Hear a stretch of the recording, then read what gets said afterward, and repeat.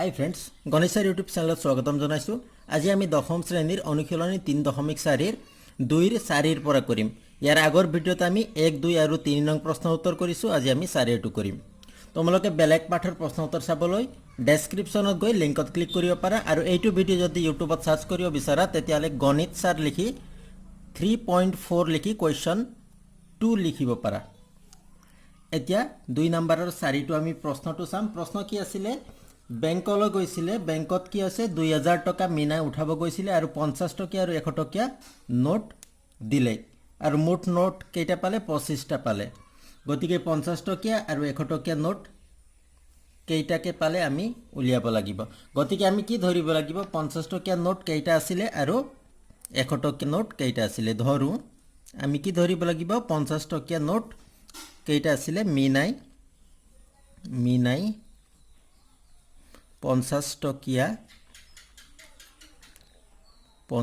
টকীয়া নোট পাইছিল। নোট পায় সমান এক্সটা। আমি কি লিখিলো? 50 টকীয়া নোট কেইটা পালে? এক্সটা।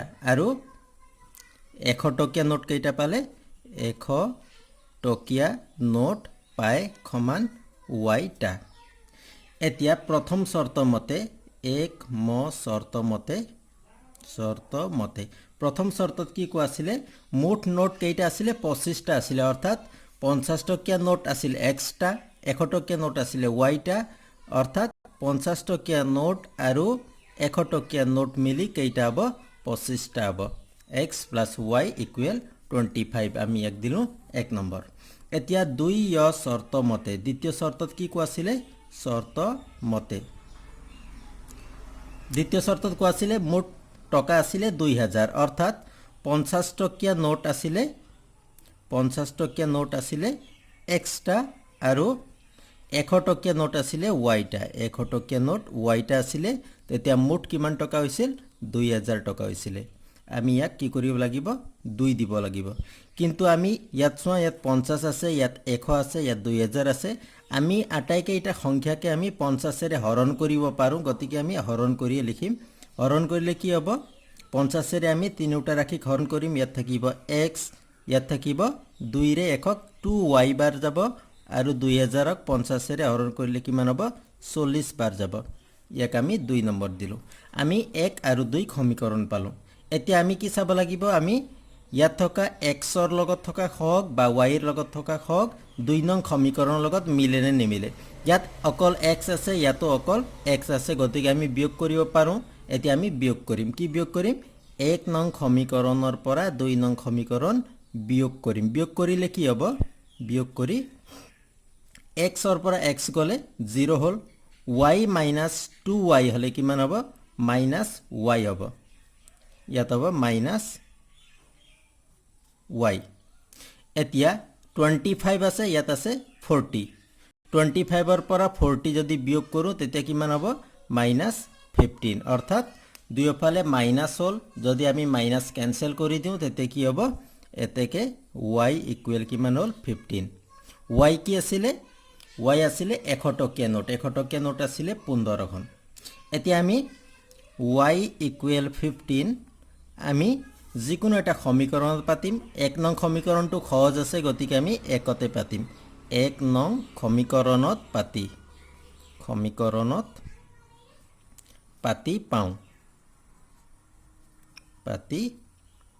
পাওঁ। 1 নং সমীকৰণত কি আছে? x + y = 25। x + y ঠাইত আমি পাতিম 15 = 25। এতিয়া x কি হ'ব? xৰ মান আমি উলিয়াব লাগিব। এতিয়া x = 25। 15 কি হ'ব? মাইনাছ হ'ব। ইয়াত গৈ মাইনাছ হ'লে কিমান হ'ল? 10। অৰ্থাৎ x = 10 হ'ল। x আছিলে 50 টকীয়া নোট। গতিকে আমি কি পালোঁ? 50 টকীয়া নোট আছিলে 50 টকীয়া নোট আছিল। কেইটা আছিলে? 50 টকীয়া নোট আছিল x, অৰ্থাৎ 10টা আছিলে, 10টা। আৰু 100 টকীয়া নোট কিমান আছিলে? 100 টকীয়া নোট আছিল সমান আমি কিমান পালোঁ? y = 15 পাইছিলোঁ 15টা।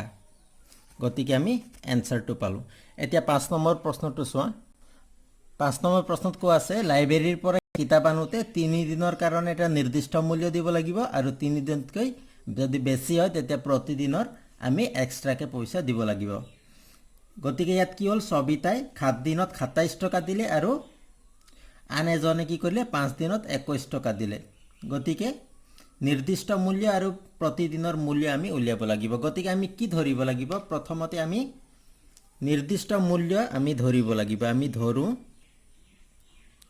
নিৰ্দিষ্ট মূল্য কিমান দিনৰ কাৰণে হয় 3 দিনৰ কাৰণে হয় গতিকে আমি লিখিম প্ৰথম 3 দিনৰ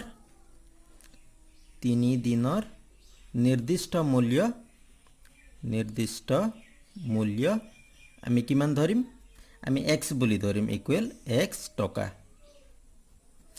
এতিয়া প্ৰতিদিনৰ তাৰ পিছত নিৰ্দিষ্ট মূল্য 3 দিনৰ কাৰণে হয় তাৰ পিছত কিমান তাৰ পিছত প্ৰতিদিনৰ মূল্য প্ৰতিদিনৰ কিমান হ'ব আমি y বুলি ধৰিম y টকা এতিয়া এক মাহ শৰ্ত মতে প্ৰথম শৰ্তত কি কোৱা আছিল 7 দিনৰ কাৰণে কিমান টকা দিছিলে 27 টকা অৰ্থাৎ 7 দিন মানে কি হয় 3 দিনৰ x টকা 3 দিনৰ কিমান হয় x টকা যদি 7 দিন হয় তেতিয়া বাকি কেই দিন থাকিল 4 দিন থাকিল 4 দিনৰ কাৰণে প্ৰতিদিনৰ y টকাকে দিব লাগিব অৰ্থাৎ 4 দিন y টকাকে দিলে কিমান টকা হ'ল 27 টকা হ'ল ইয়াক আমি দিলো 1 নম্বৰ আৰু দ্বিতীয় শৰ্তত কি কোৱা আছিল 2 শৰ্ত মতে দ্বিতীয় শৰ্তত কি কোৱা আছিল আমি 3 দিনৰ কাৰণে x টকাটো দিবই লাগিব দিলো তাৰ পিছত কি হ'ল 5 দিনত 21 টকা দিছিলে 3 দিনৰ x দিলে গতিকে বাকি কেই দিন থাকিল 2 দিন থাকিল গতিকে 2 দিনৰ কি দিব y টকাকে দিব মুঠ কিমান টকা দিলে 21 টকা দিলে ইয়াক আমি দিলো 2 নম্বৰ এতিয়া 1 বিয়োগ 2 কৰি আমি বিয়োগ কৰিব পাৰোঁ বিয়োগ কৰিলে কিমান হ'ব x কেনসেল হ'ল 4y ৰ পৰা 2y গলে 2y থাকিল ইয়াত 27 মাইনাস 21 হলে 6 এতেকে y ইকুৱেল কিমান হ'ব 6/2 ইকুৱেল 3 y মানে কিমান হয় 3 অৰ্থাৎ y আছিল প্ৰতিদিনৰ 3 টকাকে দিব লাগিব এতিয়া y ৰ মানৰ পৰা আমি x উলিয়াব লাগিব y ইকুৱেল 3 আমি যিকোনো এটা সমীকৰণত পাতিম 1 নং সমীকৰণত পাতি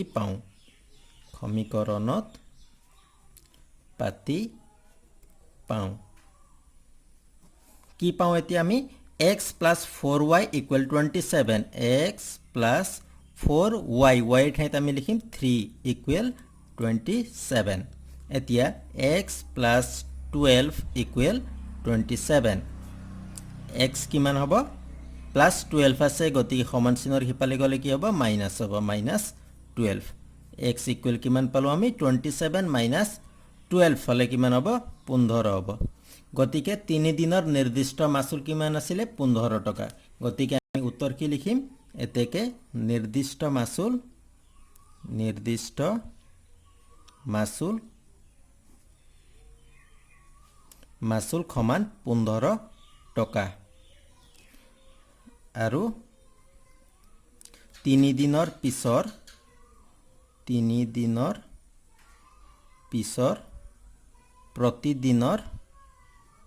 প্ৰতিদিনৰ মাসুল কিমান হ'ব 3 টকাকে আমি 3 পালো y ইকুৱেল 3 পাইছো 3 টকা